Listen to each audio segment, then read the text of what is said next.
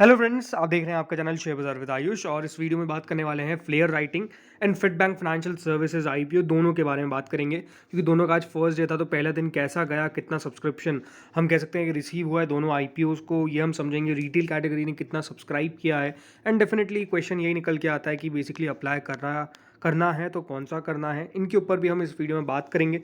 तो वीडियो को देखिएगा पूरा ज़रूर। उससे पहले अभी तक फ्रेंड्स अगर आपने चैनल को सब्सक्राइब नहीं किया है तो आप चैनल को जरूर सब्सक्राइब कर लीजिएगा।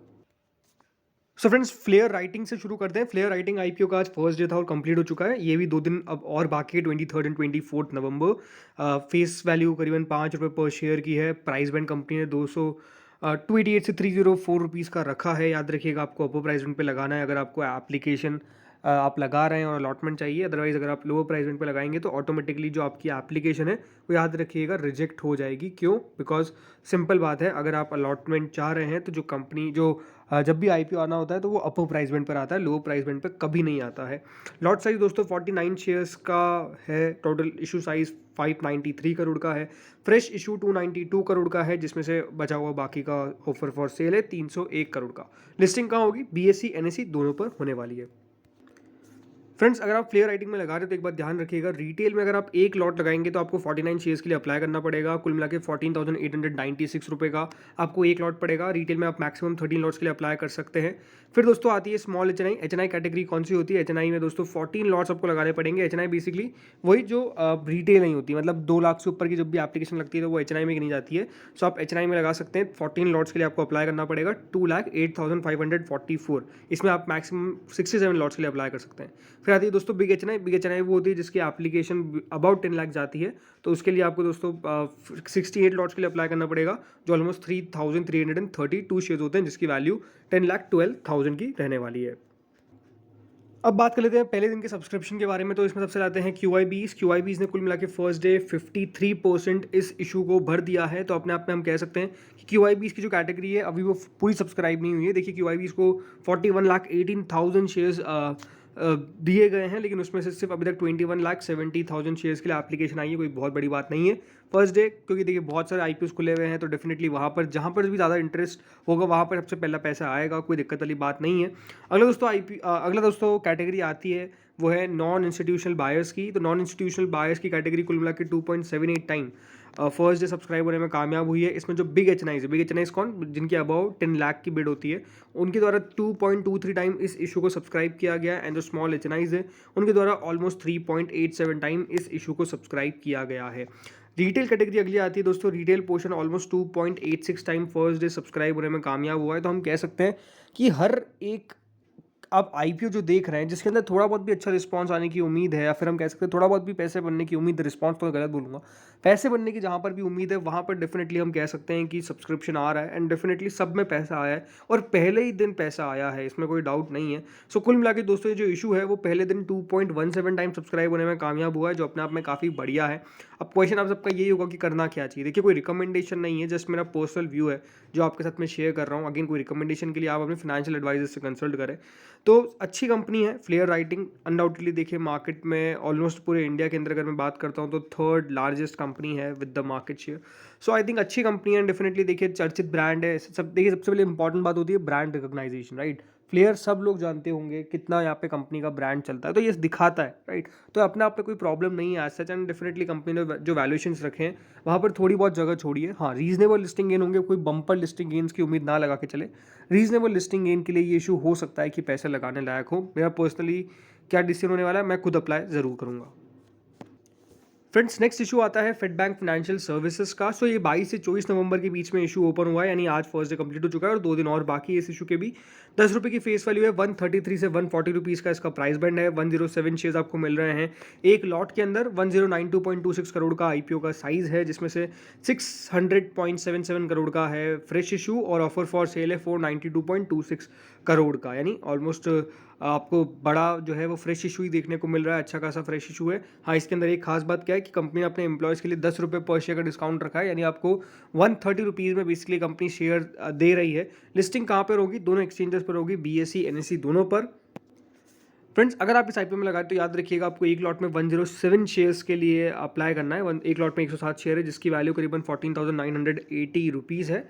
रिटेल में मैक्स आप अगेन 13 लॉट्स के लिए अप्लाई कर सकते हैं। सेम वही है, एच.एन.आई के लिए आपको 14 लॉट्स के लिए अप्लाई करना है। स्मॉल एच.एन.आई में मैक्स 66 लॉट्स आप अप्लाई कर सकते हैं एंड बिग एच.एन.आई के लिए 67 लॉट आपको अप्लाई करना है, जिसकी बिड जैसे 10 लाख के पार होती है वो बिग एच.एन.आई में आ जाता है। तो ये तो देखिए बात हो गई कि किस तरीके से इसमें आपको पैसे लगाने हैं अगर जो भी आप कैटेगरी देख रहे हैं। अब बात करते हैं आज के सब्सक्रिप्शन के बारे में। फेड बैंक में दोस्तों पहले दिन जो पैसा है वो बिल्कुल भी नहीं आया। QIBs का सिर्फ 21,935 शेयर्स के लिए एप्लीकेशन आई है, जो 0.01% भी नहीं होता, मतलब 0.01 टाइम भी नहीं होता है, सिर्फ 1% भी। हम कह सकते हैं कि आज QIB ने पैसा नहीं लगाया फेड बैंक फाइनेंशियल सर्विसेज के अंदर, यानी जितने भी IPOs खुले हुए हैं ये अकेला ऐसा IPO जिसके अंदर QIBs ने आज पहले दिन पैसा नहीं लगाया। बाकी सब IPOs में तो QIBs बिल्कुल पीछे पड़े हुए हैं पैसा लगाने के लिए, लेकिन इसके अंदर कुछ भी पैसा आपको नहीं आता हुआ नजर आया। रीज़न सिंपल है, वैल्यूएशन, कंपनी के वैल्यूएशन थोड़े से एक्सपेंसिव है, जिसका कारण हम कह सकते हैं कि QIBs ने बिल्कुल पैसा नहीं लगाया। अगली दोस्तों कैटेगरी जो आती है वो है नॉन इंस्टीट्यूशनल बायर्स की, वही एच.एन.आई। सो एच.एन.आई ने कुल मिला के फर्स्ट डे 21% इस इशू को भरा है, यानी एच.एन.आई की तरफ से भी पैसा कुछ खास नहीं आया। बिग एच.एन.आई ने कुल मिला के 13% के आसपास इस इशू को भरा है एंड स्मॉल एच.एन.आई की बात करते तो 37% स्मॉल एच.एन.आई बेसिकली इस इशू को भरते हुए नजर आए। तो कह सकते हैं कि यहाँ पर जो एच.एन.आई कैटेगरी है वो भी कुछ खास ज़्यादा अच्छा रिस्पॉन्स देती हुई नज़र नहीं आई। भर जाएगा, कोई भरने में दिक्कत नहीं है, ऐसा नहीं कि कोई पैसा ही नहीं आएगा, आखिरी दिन भर जाएगा इशू, बट ये है कि हाँ ये इशू के अंदर साफ दिखता है। देखिए हर इशू के अंदर पता चल जाता है फर्स्ट डे को कि किस तरीके से पैसा आने वाला है। वैसे तो अगर बहुत सारे IPO खुले हुए तो मैं कहूँगा, क्योंकि आखिरी दिन हम देखते हैं मेजरली पैसा जो है वो आता है QIBs का। फर्स्ट डे नॉर्मली QIBs लो रहते हैं, एच.एन.आईज लगा देते हैं, बट फर्स्ट डे दोस्तों अभी हमको ये पहली बार, मतलब फर्स्ट टाइम तो नहीं कहूँगा, लेकिन हाँ बहुत रियरली देखने को मिलता है कि QIBs फर्स्ट डे से बहुत तेज़ी से पैसा लगा रहे हैं, और वो एक्जैक्टली भी देखने को मिल रहा है। लेकिन इस इशू के अंदर सिंपल अगर आप देखेंगे तो वो उल्टा है, कुछ भी पैसा जो है वो आपको QIBs का आता हुआ नजर नहीं आया। अगली कैटेगरी है दोस्तों रिटेल की। 67% रिटेल भरने में कामयाब हुआ है फर्स्ट डे, यानी अगर आप, ये बात तो सही है कि एक भी कैटेगरी ऐसी नहीं है दोस्तों जो आज पूरी भर पाई। रिटेल कैटेगरी 67% भरी है एंड जो एम्प्लॉय कैटेगरी है वो भी सिर्फ 37% ही फर्स्ट डे सब्सक्राइब होने में कामयाब हुई है। कुल मिलाकर जो इशू है वो फर्स्ट डे 38% सब्सक्राइब होने में कामयाब हुआ है। इसका मतलब हम ये कह सकते हैं कि पहला दिन जो है वो काफ़ी ज़्यादा लो रहा, काफ़ी ज़्यादा ख़राब रहा कह सकते हैं इस इशू के लिए। रीज़न क्या है? वैल्यूएशंस। ठीक है, देखिए कंपनी के जो वैल्यूएशंस है वो अपने आप में इतने आकर्षक नहीं है, ये एक सबसे बड़ा कारण है कि जो पैसा है वो आपको आता हुआ नज़र नहीं आया जितना आना चाहिए था। तो अब करना क्या चाहिए? देखिए मेरी बात मतलब मेरा जो व्यू है, मेरे को जो लगता है वो यही है कि कंपनी अगर इस इशू को 120 रुपये पे लेके आती या फिर 115 रुपये पे लेके आती तो मैं मान सकता था कि इसमें अच्छा पैसा आ जाता। लेकिन क्योंकि कंपनी 140 पर लेकर आई है, जो मेरे हिसाब से देखिए वैल्यूएशंस बनता नहीं है, राइट। थोड़ा सा नीचे लेकर आना चाहिए था, बल्कि फेडरल बैंक दोस्तों याद रखिएगा इसका शेयर होल्डर मतलब क्या प्रमोटर है, और उसमें पहले शेयर होल्डर कोटा की बात की गई थी तो काफ़ी लोगों ने फेडरल बैंक के शेयर्स खरीद लिए, लेकिन हम कह सकते हैं वो भी नहीं हुआ। सो आई थिंक ये सब बहुत सारी चीज़ें हैं जो नेगेटिव हो गई। अब देखते कितना पैसा निकल कर आएगा। ये ऐसा IPO है जिसके अंदर दोस्तों रिस्क आपको अगर लेना है तो लीजिए, वरना मेरे हिसाब से तो कोई अवॉइड वाला कैंडिडेट भी बन सकता है, क्योंकि आपके पास बहुत सारे ऑप्शंस हैं। और अगर आप मुझसे पूछेंगे जो भी 5 IPOs खुले हुए हैं तो इसमें सबसे लास्ट नंबर पर मैं आपको कहूँगा कि फेड बैंक आता है, बिकॉज सिंपल बात है वैल्यूएशन से। देखिए हो सकता है कि लिस्टिंग के बाद बहुत अच्छा करे, या फिर हो सकता है कि लिस्टिंग के दिन भी बहुत अच्छा करे, लेकिन मेरे हिसाब से अगर आप वैल्यूएशन के हिसाब से देखेंगे तो उतना कंफर्ट नहीं बनता है इस कंपनी के अंदर, सिंपली वो लगता है, राइट। तो होपफुली आपको समझ में आ चुका होगा। अगेन बाद में फाइनल डिसीजन आपका है, कोई रिकमेंडेशन किसी को भी नहीं है। अब बात करते हैं फ्रेंड्स ग्रे मार्केट के ऊपर। सो फ्लेयर राइटिंग की जो GMP है वो ऑलमोस्ट 71 रुपीज़ चल रही है। देखिए ग्रे मार्केट के बारे में जब भी हम बात करते हैं तो याद रखिए ग्रे मार्केट में अलग से ट्रेडिंग होती है, और वो ट्रेडिंग बिल्कुल इलीगल होती है। लेकिन अब देखिए वेबसाइट से मैं कहीं और से लेकिन आ रहा हूँ, वेबसाइट पे जो आ जाता है वो आपको मैं शो कर देता हूँ। सो यहाँ पर अभी 23.36% चल रही है। देखिए क्या एक्यूरेट है ये? बिल्कुल भी नहीं। याद रखिए ग्रे मार्केट में बहुत ऑपरेटर्स होते हैं, लेकिन हमेशा मैं यही कहता हूँ कि कंपनी को समझिए, कंपनी को एनालाइज करिए पैसा लगाने से पहले। ग्रीन मार्केट पे आग बंद करके अगर आप भरोसा करेंगे तो याद रखिए आपका भरोसा कभी ना कभी टूटेगा, और जब टूटेगा तो फिर डेफिनेटली वो नुकसान काफ़ी दिखा जाएगा। तो इसलिए बहुत इंपॉर्टेंट है कि कंपनी को समझ के पैसा लगाइए। ज़रूर इसी ग्रे मार्केट अभी बढ़िया चल रही है, इसमें कोई डाउट नहीं है।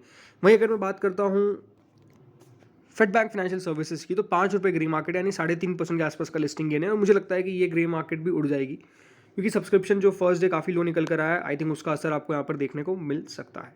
तो इस वीडियो में दोस्तों इतना ही था। होपफुली आपको वीडियो बढ़िया लगा होगा। आप लोग अप्लाई कर रहे हैं, अवॉइड कर रहे हैं, कमेंट सेक्शन में बताइएगा। Thank you friends for watching this video.